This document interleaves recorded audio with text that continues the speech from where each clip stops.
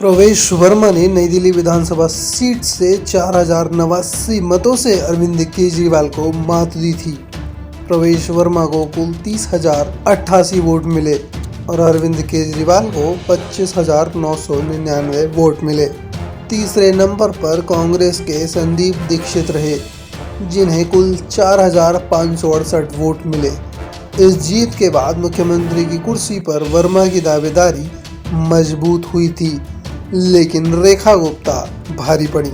प्रवेश वर्मा के पिता साहिब सिंह वर्मा 26 फरवरी 1996 से 12 अक्टूबर 1998 तक दिल्ली के मुख्यमंत्री रहे थे।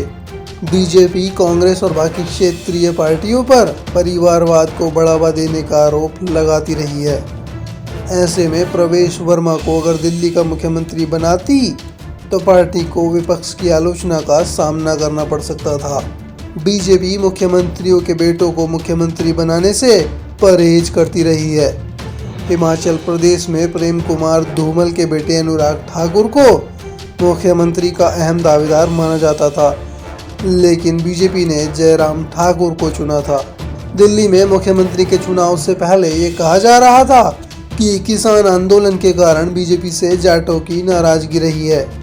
इसे पाटने के लिए प्रवेश वर्मा को मुख्यमंत्री बनाया जा सकता है, लेकिन बीजेपी की एक रणनीति यह भी रही है कि जिस राज्य में किसी खास जाति का प्रभाव ज़्यादा है, उस जाति के बदले दूसरी जाति से सीएम बनाओ।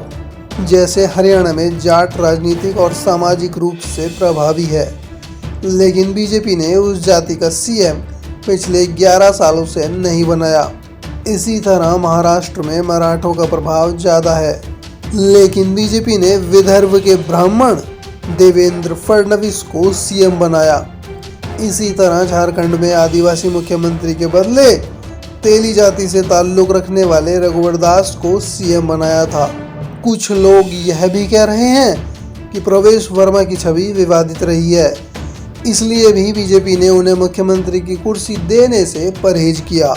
प्रवेश वर्मा ने 2022 में दिल्ली में विश्व हिंदू परिषद के कार्यक्रम में एक खास समुदाय के संपूर्ण बहिष्कार की बात कही थी।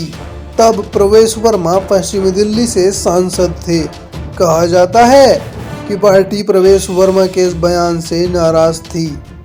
2024 के लोकसभा चुनाव में प्रवेश वर्मा का टिकट भी कट गया था, लेकिन रेखा गुप्ता के पुराने ट्वीट सोशल मीडिया पर वायरल हो रहे हैं, जो राजनीति मर्यादा के बिल्कुल उलट है।